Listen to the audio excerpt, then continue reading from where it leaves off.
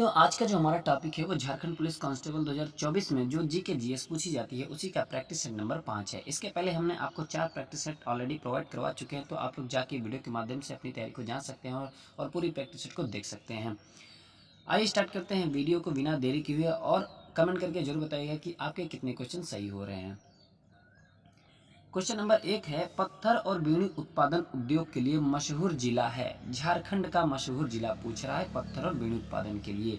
लोहरदगा होगा, चतरा होगा, पाकुड़ होगा या कोडरमा होगा। तो आपका जो राइट आंसर होगा वो होगा पाकुड़। ठीक है, पाकुड़ झारखंड राज्य का मशहूर जिला है जहां पत्थर और बीड़ी उत्पादन उद्योग होता है। ठीक है, और झारखंड का ही एक जिला है लोहरदगा, विश्व स्तरीय बॉक्साइट के लिए प्रसिद्ध है। कोडरमा विश्व स्तरीय अभ्रक के लिए प्रसिद्ध है। चतरा चारों तरफ से जंगलों से घिरा हुआ है और यहाँ वन्य उत्पाद और वन्य जीव बड़ी मात्रा में है। ठीक है, अगला क्वेश्चन है, नीलांबर और पीताम्बर शाह। नीलांबर और पीताम्बर शाह नामक दोनों भाई जिन्होंने स्वतंत्रता आंदोलन के दौरान अंग्रेजों के लिए मुसीबत खड़ी कर दी थी, निम्न के नेता थे। संथाल जनजाति, खरवाल जनजाति, सबर जनजाति या इनमें से कोई नहीं। किस जनजाति के नेता थे? तो आपका जो राइट आंसर होगा वो होगा खरवाल जनजाति के। ठीक है, आइए और जानते हैं। नीलांबर और पीताम्बर शाह झारखंड के स्वतंत्रता सेनानी थे। दोनों भाइयों ने 1857 में ईस्ट इंडिया कंपनी के खिलाफ विद्रोह का नेतृत्व किया। लातेहार जिले के खरवार जनजाति के भोगता वंश के परिवार में केमोसेनिया गांव में जन्मे थे। ठीक है, तो कौन था नीलांबर और पीताम्बर? एक स्वतंत्रता सेनानी थे और ये केमोसेनिया गांव में जन्मे थे और खरवार जनजाति से ये लोग बिलोंग करते थे। ठीक है, अगला क्वेश्चन है, झारखंड की सीमा कितने राज्यों से लगती है? 3, 4, 5, 6। कितने राज्यों से लगती है? तो आपका जो राइट आंसर होगा वो होगा 5 राज्यों से। कितने राज्यों से? 5 राज्यों से। आइए देखते हैं कौन कौन से राज्य लगते हैं। झारखंड की सीमाएं पूर्व में पश्चिम बंगाल, पश्चिम में उत्तर प्रदेश एवं छत्तीसगढ़, उत्तर में बिहार और दक्षिण में उड़ीसा को छूती है। तो कुल मिला के 5 राज्यों को छूता है। लगभग संपूर्ण प्रदेश छोटा नागपुर के पठार पर अवस्थित है। ठीक है, झारखंड जो पूरा संपूर्ण प्रदेश है वो छोटा नागपुर के पठार पर अवस्थित है। क्वेश्चन नंबर 4 है, इनमें से कौन सा खनिज झारखंड में नहीं पाया जाता है? कोयला, लौह अयस्क, तांबा, पेट्रोलियम। कौन सा खनिज है जो झारखंड में नहीं पाया जाता है? तो आपका जो राइट आंसर होगा वो होगा पेट्रोलियम। पेट्रोलियम झारखंड में नहीं पाया जाता है। पेट्रोलियम को क्या कहा जाता है? पेट्रोलियम को काला सोना भी कहते हैं। ठीक है, और कोयला को काला हीरा कहते हैं। हजारीबाग झरिया में कोयला पाया जाता है। झारखंड के हजारीबाग झरिया में कोयला पाया जाता है और पश्चिमी सिंहभूम में लौह अयस्क तथा जादूगोड़ा में तांबा पाया जाता है। ये सारे झारखंड के ही जिले हैं। ठीक है, अगला क्वेश्चन है, ताना भगत आंदोलन। ताना भगत आंदोलन कब शुरू हुआ था? 1905 में, 1914 में, 1767 में, 1850 में। कब शुरू हुआ था ताना भगत आंदोलन? तो आपका जो राइट आंसर होगा वो होगा 1914 में शुरू हुआ था ताना भगत आंदोलन। ठीक है, ताना भगत आंदोलन झारखंड के छोटा नागपुर क्षेत्र में हुआ था। क्या हुआ था? छोटा नागपुर क्षेत्र में हुआ था। और ताना भगत आंदोलन में उरांव जनजाति के लोगों ने बड़े स्तर पर भाग लिया था। कौन सी जनजाति? उरांव जनजाति। और ताना भगत आंदोलन के प्रमुख नेता जतरा भगत और तुरिया भगत थे। कौन थे? जतरा भगत और तुरिया भगत थे। ठीक है, क्वेश्चन नंबर 6 है, झारखंड में कौन सा राष्ट्रीय उद्यान अपने हाथियों के लिए प्रसिद्ध है? हाथियों के लिए बेतला राष्ट्रीय उद्यान, हजारीबाग राष्ट्रीय उद्यान, पलामू टाइगर रिजर्व, नेतरहाट राष्ट्रीय उद्यान। कौन सा राष्ट्रीय उद्यान झारखंड में प्रसिद्ध है हाथियों के लिए? तो आपका जो राइट आंसर होगा वो होगा बेतला राष्ट्रीय उद्यान। ठीक है, बेतला राष्ट्रीय उद्यान झारखंड में राष्ट्रीय उद्यान है जो कि अपने हाथियों के लिए प्रसिद्ध है।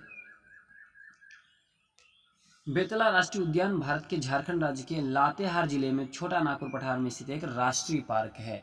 ठीक है, अगला क्वेश्चन है, झारखंड में बोली जाने वाली मुख्य भाषा कौन सी है? मुख्य भाषा हिंदी है, बंगाली है, संथाली है, मुंडारी है। मुख्य भाषा बताना है।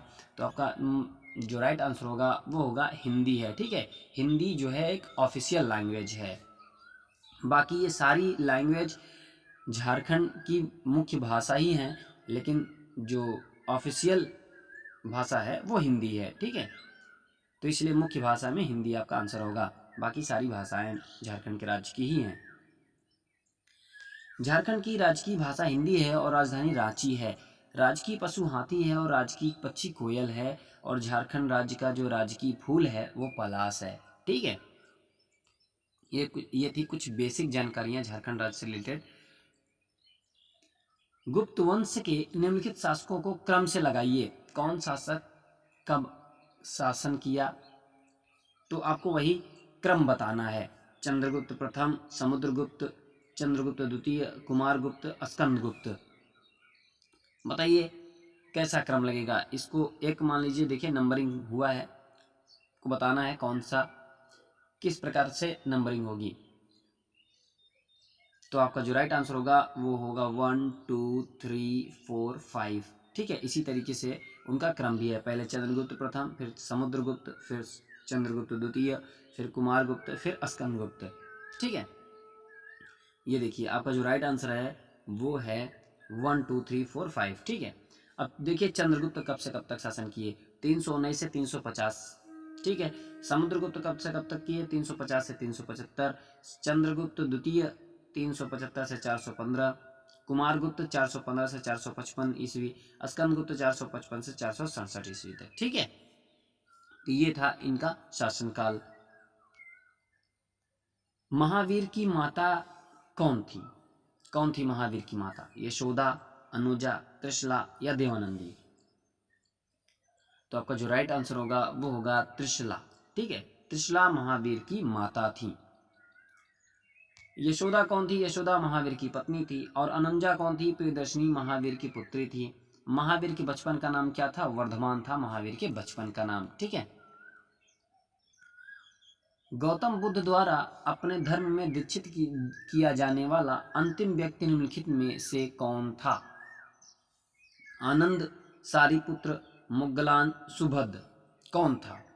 तो आपका जो राइट आंसर है वो है सुभद्र। ठीक है, सुभद्र गौतम बुद्ध द्वारा अपने धर्म में दीक्षित किया जाने वाला अंतिम व्यक्ति था।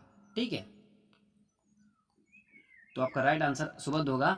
आनंद गौतम बुद्ध का प्रिय शिष्य था और गौतम बुद्ध का जन्म 563 बीसी में हुआ था और इनके गृह त्याग को महाभिनिष्क्रमण कहते हैं। ठीक है, गौतम बुद्ध के गृह त्याग को महाभिनिष्क्रमण कहा जाता है तथा मृत्यु को महापरिनिर्वाण कहा गया। ठीक है, इन्होंने प्रथम उपदेश दिया जिसे धर्मचक्र प्रवर्तन कहते हैं। जो प्रथम उपदेश दिया उसे धर्मचक्र प्रवर्तन कहा जाता है और इनकी मृत्यु 483 ईसा पूर्व में हो जाती है। ठीक है, 483 ईसा पूर्व में, जन्म 563 ईसा पूर्व में और मृत्यु 483 ईसा पूर्व में हो जाती है। अगला क्वेश्चन है, तृतीय बौद्ध संगीति कहाँ आयोजित हुई? बताइए, तृतीय बौद्ध संगीति वत्स में, पाटलिपुत्र, कौशाम्बी या कश्मीर? कहाँ पे तृतीय बौद्ध संगीति आयोजित हुई थी? तो आपका जो राइट आंसर है वो है पाटलिपुत्र में। ठीक है, तृतीय बौद्ध संगीति पाटलिपुत्र में आयोजित हुई थी। ठीक है, आइए जानते हैं। और बौद्ध संगीतियाँ 4 हुई थी। ठीक है, प्रथम बौद्ध संगीति राजगिरी में हुआ था 483 ईसा पूर्व में। और द्वितीय जो बौद्ध संगीति है वो 383 ईसा पूर्व में वैशाली में हुआ था। और तृतीय बौद्ध संगीति पाटलिपुत्र में हुआ था 251 ईसा पूर्व में हुआ था। और चतुर्थ बौद्ध संगीति कुंडलवन या जो कि कश्मीर में है, प्रथम शताब्दी में हुआ था। अब देखते हैं कौन सा शासक था प्रथम बौद्ध संगीति के समय, द्वितीय बौद्ध संगीति के समय, तृतीय बौद्ध संगीति के समय या चतुर्थ बौद्ध संगीति के समय। ठीक है, किसका शासनकाल चल रहा था? देखिए, जो प्रथम बौद्ध संगीति था 483 ईसा पूर्व में हुआ था, उस समय शासन चल रहा था अजातशत्रु का। ठीक है, द्वितीय बौद्ध संगीति जब चल रहा था तो उसमें कालाशोक का शासन था। और तृतीय बौद्ध संगीति के समय अशोक, और चतुर्थ बौद्ध संगीति के समय कनिष्क का शासनकाल चल रहा था। ठीक है, तो ये सारे इंपॉर्टेंट हैं। आइए अगला क्वेश्चन देखते हैं। निम्नलिखित में नागरिकों का स्वतंत्रता संबंधी सही अधिकार कौन है?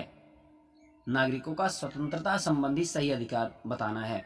हथियार सहित सभा करने की स्वतंत्रता, सरकार के विरुद्ध षड्यंत्र करने की स्वतंत्रता, भाषण तथा विचार व्यक्त करने की स्वतंत्रता, विदेश में घूमने की स्वतंत्रता। तो कौन सी है स्वतंत्रता? नागरिकों का स्वतंत्रता संबंधी सही अधिकार है। तो आपका जो राइट आंसर होगा वो होगा भाषण तथा विचार व्यक्त करने की स्वतंत्रता। बाकी ये सब गलत हैं।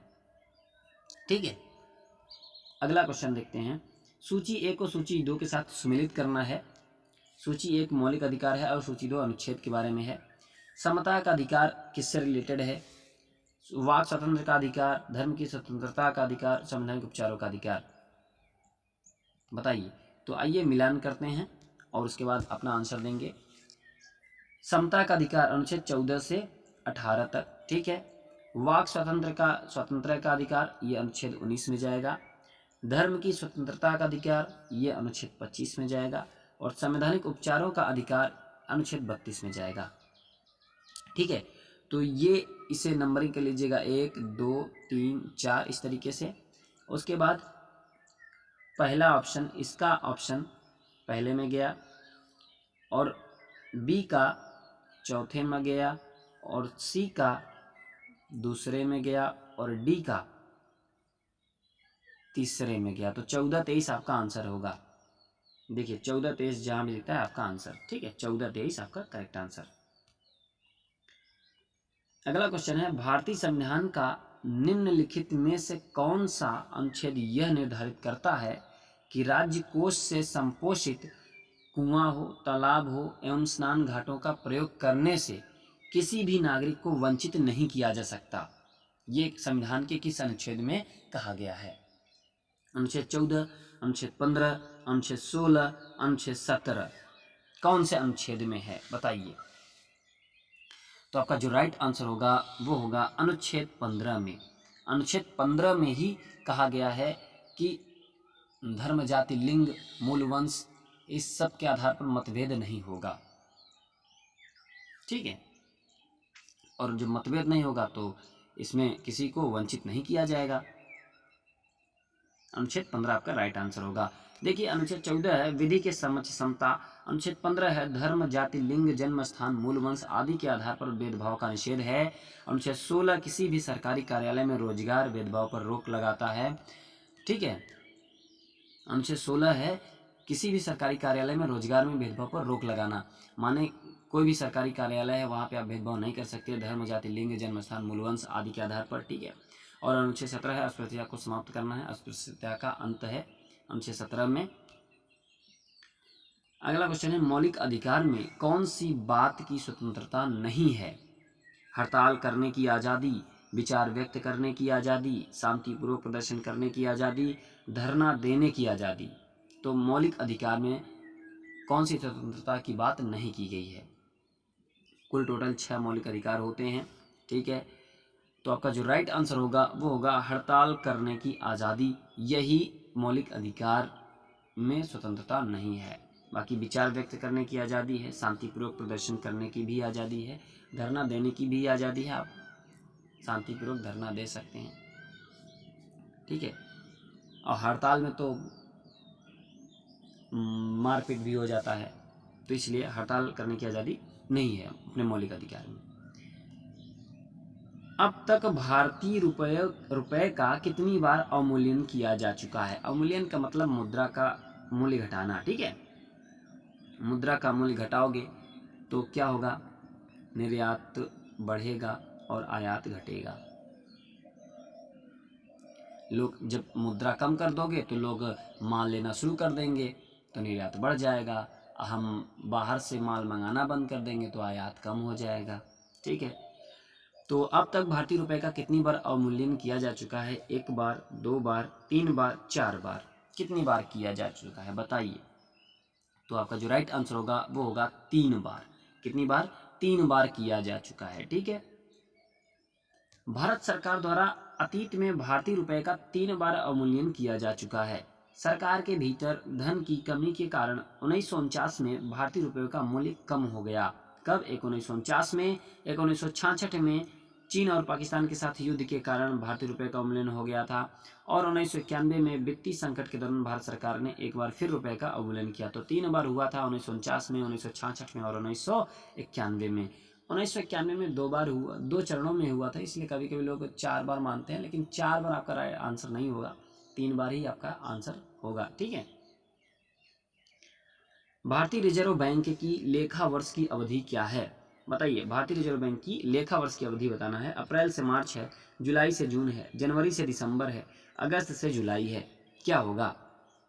तो आपका जो राइट आंसर होगा वो होगा जुलाई से जून है भारतीय रिजर्व बैंक की लेखा वर्ष की अवधि। ठीक है। और भारत सरकार का जो वित्तीय वर्ष है वो अप्रैल से मार्च तक होता है, 1 अप्रैल से 31 मार्च तक। ठीक है। ये भारत सरकार का वित्तीय वर्ष चलता है। निम्नलिखित में किसको ब्लैक डायमंड कहा जाता है? ब्लैक डायमंड किसको कहा जाता है? अभ्रक को, कोयला को, ग्रेनाइट को या हीरा को? किसको कहा जाता है ब्लैक डायमंड? तो आपका जो राइट आंसर है वो है कोयला को कहा जाता है ब्लैक डायमंड। ठीक है। देखिए, कोयला को ब्लैक डायमंड कहा जाता है। कोयला के उत्पादन में शीर्ष 3 राज्य हैं 2024 के अनुसार। अगर मैं बात करूं तो कोयला के उत्पादन में जो शीर्ष 3 राज्य हैं वो झारखंड है, उड़ीसा है और छत्तीसगढ़ है। पहले स्थान पर झारखंड है, दूसरे नंबर पर उड़ीसा है और तीसरे नंबर पर छत्तीसगढ़ है। ठीक है। कोयला उत्पादन में विश्व में कोयला उत्पादन में अग्रणी देश कौन है? चीन है, संयुक्त राज्य अमेरिका है, भारत है, रूस है। कौन है विश्व में कोयला उत्पादन में अग्रणी देश? तो चाइना आपका राइट आंसर होगा। ठीक है, चाइना राइट आंसर होगा।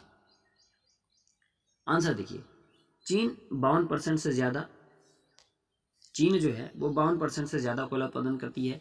भारत दूसरे नंबर पे है, 8.6% से दूसरे नंबर पर है। और इंडोनेशिया 8% के साथ तीसरे नंबर पे है। और संयुक्त राज्य अमेरिका 6.9% के साथ चौथे नंबर पे है। ठीक है, संयुक्त राज्य अमेरिका चौथे नंबर पे है कोयला उत्पादन में और भारत दूसरे नंबर पे है। ठीक है। अगला क्वेश्चन है, निम्नलिखित में कौन सा युग्म सुमेलित नहीं है? बताइए। एटना, फ्यूजियामा, पोपा, क्राकाटाओ, कौन सा सुमेलित नहीं है? ये कुछ ज्वालामुखी हैं, उन्हीं को बताना है कौन सा ज्वालामुखी किस देश में है, किस देश में नहीं है, वही बताना है।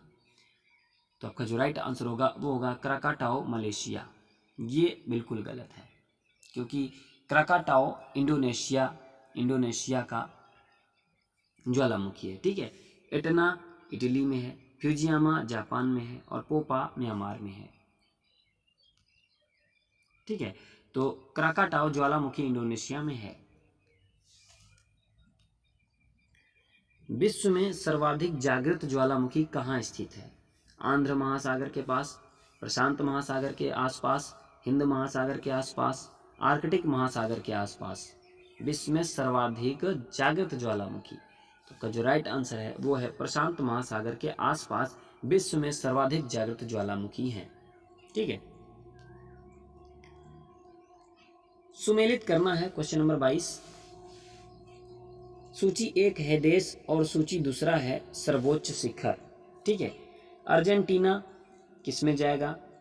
अर्जेंटीना देश है, इक्वाडोर, तंजानिया, सेंट्रल अमेरिका देश हैं, बाकी इधर किलिमंजारो, एकांकागुआ, माउंट मैकिनले, चिम्बराजो, ये सर्वोच्च शिखर हैं। मिलान करना है, उसके बाद आपको आंसर देना है। चलिए मिलान करते हैं। अर्जेंटीना, बताइए अर्जेंटीना किसमें जाएगा? तो अर्जेंटीना आपका एकांकागुआ में जाएगा। ठीक है, एकांकागुआ अर्जेंटीना देश का जो सर्वोच्च शिखर है एकांकागुआ है। इक्वाडोर, इक्वाडोर का है चिम्बराजो। ठीक है, इक्वाडोर का चिम्बराजो जाएगा। और तंजानिया, तंजानिया का किस में जाएगा? किलिमंजारो में जाएगा। और संयुक्त राज्य अमेरिका का माउंट मैकिनले जाएगा। ठीक, ये आपका मिलान हो गया। अब इसका कूट भाषा में देख कर लिखते हैं। ए, इधर 1 2 3 4 नंबरिंग कर लीजिएगा, इधर ABCD, इधर ABCD है। ठीक है। तो अर्जेंटीना ए का ऑप्शन जाता है 2 में, बी का जाता है 4 में, और सी का जाता है 1 में, और डी का जाता है 3 में। 24-13 आपका आंसर होगा। ठीक है, 24-13, तो 24-13 आपका राइट आंसर होगा। Question number 23, Pennine Europe, Appalachian America और अरावली भारत का उदाहरण है। ठीक है, ये पर्वत हैं। पेनाइन यूरोप का है, अपलेशियन अमेरिका का है और अरावली भारत का है। ये उदाहरण हैं युवा पर्वत श्रृंखला के, पुरानी पर्वत श्रृंखला के, ब्लैक पर्वत श्रृंखला के, फोल्ड पर्वत श्रृंखला के। तो किसके उदाहरण हैं? तो आपका जो राइट आंसर होगा वो होगा पुरानी पर्वत श्रृंखला के उदाहरण हैं। ठीक है, देखिए पुरानी पर्वत श्रृंखला के उदाहरण हैं हिमालय, एल्प्स, फोल्ड पर्वत श्रृंखला के उदाहरण हैं। अगला क्वेश्चन है निम्नलिखित पर्वतों में कौन राइन नदी के किनारे अवस्थित है? पेरेनीज, एपिनाइन्स, कारपेथियन, ब्लैक फॉरेस्ट, कौन है? कौन राइन नदी के किनारे अवस्थित है? तो ब्लैक फॉरेस्ट आपका राइट आंसर होगा। यह राइन नदी के किनारे स्थित है। स्थल मंडल के कुल क्षेत्रफल के कितने प्रतिशत भाग पर पठार का विस्तार पाया जाता है? 26%, 30%, 33%, 41%। कितने प्रतिशत पाया जाता है? तो 33% आपका राइट आंसर होगा। ठीक है, 33%। न्यूक्लियस की द्रव्यमान संख्या है। न्यूक्लियस में, नाभिक में द्रव्यमान संख्या जो होती है वो सदा उसके परमाणु क्रमांक से कम होता है, सदा उसके परमाणु क्रमांक से अधिक होता है, सदा उसके परमाणु क्रमांक के बराबर होता है, कभी उसके परमाणु क्रमांक से अधिक और कभी उसके परमाणु क्रमांक के बराबर होता है। क्या होगा आपका राइट आंसर?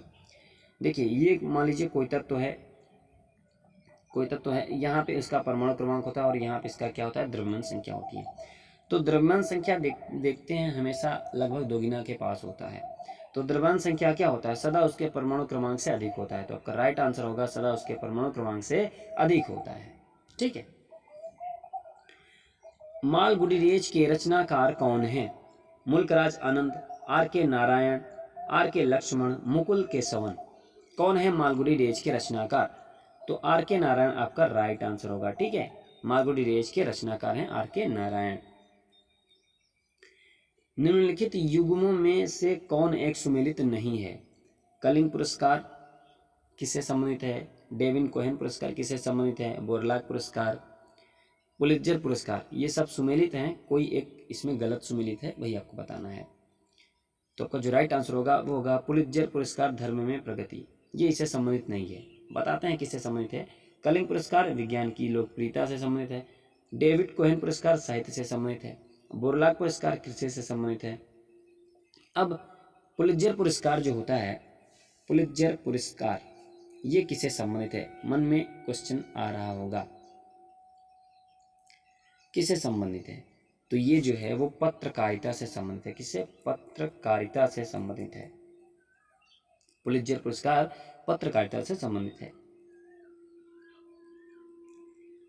अर्थशास्त्र के क्षेत्र में नोबेल पुरस्कार किस वर्ष से प्रदान किया जा रहा है? 1900, 1901, 1961, 1969। किस वर्ष से प्रदान किया जा रहा है अर्थशास्त्र के क्षेत्र में नोबेल पुरस्कार? तो आपका जो राइट आंसर होगा वो होगा 1969 से। ठीक है, अर्थशास्त्र के क्षेत्र में। बाकी नोबेल पुरस्कार स्टार्ट हुआ है कब से पता है? 1901 से। 1901 से नोबेल पुरस्कार स्टार्ट हुआ है। ये देखिए 1901 से नोबेल पुरस्कार का शुभारंभ हुआ। भारत का राष्ट्रीय गीत वंदे मातरम सर्वप्रथम कब गाया गया? 1886, 1896, 1906, 1907। कब गाया गया भारत का राष्ट्रीय गीत वंदे मातरम? तो आपका जो राइट आंसर होगा वो होगा 1896 में। 1896 में सर्वप्रथम गाया गया। कलकत्ता अधिवेशन में गाया गया सबसे पहले 1896 में। उस समय जो कांग्रेस के अध्यक्ष थे रहीमतुल्ला सयानी थे। कौन थे? रहीमतुल्ला सयानी थे। और सर्वप्रथम जो राष्ट्रगान गाया गया था वो 1911 में गाया गया था। कहाँ पे? कलकत्ता अधिवेशन में ही गाया गया था। और उस समय जो कांग्रेस के अध्यक्ष थे विशन नारायण दर थे। कौन थे? विशन नारायण दर। ठीक है, तो ये थे आपके 30 प्रश्न। कितने प्रश्न आप कर पाए हैं आप कमेंट करके जरूर बताइएगा। अगर आपको वीडियो यह पसंद आती है तो आप लोग एक लाइक और चैनल को सब्सक्राइब जरूर करिएगा और अपने दोस्तों तक शेयर जरूर करिएगा ताकि उनका भी तैयारी हो सके। तब तक मिलते हैं हम आपको अगली वीडियो के साथ।